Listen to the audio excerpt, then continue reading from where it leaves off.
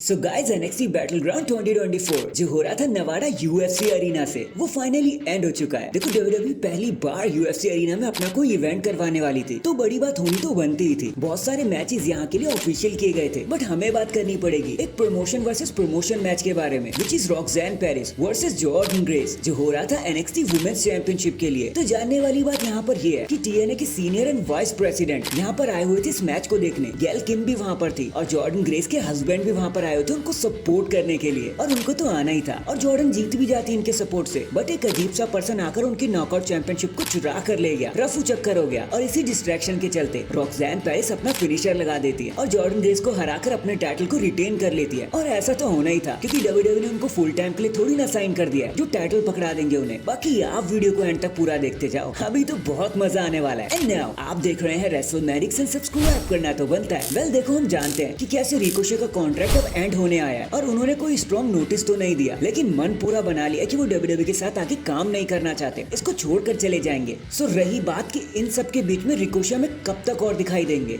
कब तक उन्हें और देखने का मौका मिलेगा हमें। तो गाइज आप पहले ही उन्हें लास्ट बार देख चुके हो इसी मंडे नाइट रॉ पर। इसके बाद किसी और डेट के लिए रिकोशे को बुक भी नहीं किया गया डब्ल्यूडब्ल्यूई के द्वारा। ये जो लास्ट मैच आपने उनका देखा ना वही उनकी लाइफ का फाइनल मैच है डब्ल्यूडब्ल्यूई में हाल फिलहाल। तो रिकोशे के चाहने वालों आंसुओं की घड़ी तो देखो आपके दरवाजे तक आन पड़ी है। तो भाई मुझे मत बोलना ये कब डेट थी, तो मैंने सोचा आपको बताता चलूं। इसके बाद ब्रायन डेनियल्सन जिन्हें कभी आप डेनियल ब्रायन के नाम से जाना करते थे, हम सभी जानते थे हम सभी की वो कितने फेवरेट हैं। तो अभी हाल ही में उन्होंने एक इंटरव्यू दिया और फाइनली उन्होंने बता दिया कि वो क्यों डब्ल्यूडब्ल्यूई छोड़कर ही चले गए और उन्होंने एईडब्ल्यू को ज्वाइन कर लिया। उन्होंने कहा कि देखो आंसर इज सिंपल और वो है रेसलिंग। जहाँ डब्ल्यूडब्ल्यूई वाइडर फैंस की तरफ टारगेट करती थी, एंटरटेनमेंट की तरफ टारगेट करती थी, वही एईडब्ल्यू सिर्फ रेसलिंग पर कॉन्सेंट्रेट करती थी और वही उनका प्राइमरी तरीका था लोगों को एंटरटेन करने का। एईडब्ल्यू में रेसलिंग एंड फ्रीडम को पहले देखा जाता था, इसलिए मैंने डब्ल्यूडब्ल्यूई को छोड़कर एईडब्ल्यू को चुन लिया, जिसके बाद वो शांत हो गए। बाकी देखो हमें तो बस इतना ही पता है डेनियल कि अगर आप खुश हैं तो सब खुश हैं,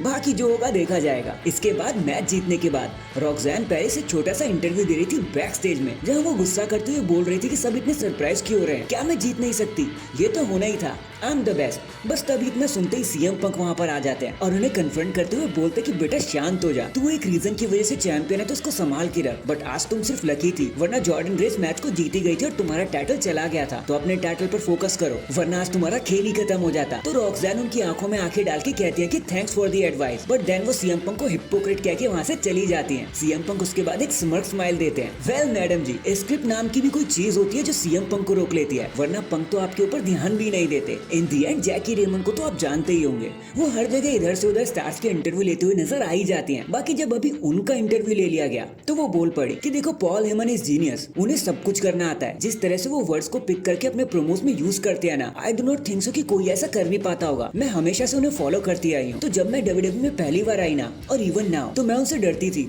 नर्वस फील करती थी। वो हमेशा मुझे फीडबैक दिया करते थे, आज भी देते हैं, एंड समझाया करते थे चीजों को कैसे करना है। तो पॉल हेमन जैसे पर्सन से फीडबैक मिलना इज गोल्ड। बट हाँ, मुझे आज भी उनसे काफी डर लगता है। एंड कुछ यही वर्ड्स थे जैकी के जब उनसे पॉल हेमन के बारे में पूछा गया। एंड भाई देखो डरना तो बनता है। अब जो बंदा लेसनर एंड रोमन जैसे पर्सन को अपनी जेब में लेकर घूमता हो तो ऑफ कोर्स आपको डरना चाहिए। It's okay, it's fine. So that is it guys, अभी के लिए तो बस इतना ही। आप मेरे को बताना कि पॉल हेमन सच में इतने डरावने हैं, क्या आपको भी उनसे डर लगता है? कमेंट करके जरूर बताना। एंड चैनल पर नया है तो चैनल को जल्दी से लाइक एंड सब्सक्राइब कर दो। बाकी मैं मिलता हूँ आपसे किसी और अपडेट के साथ, तब तक के लिए अपना ख्याल रखें और खुश रहें।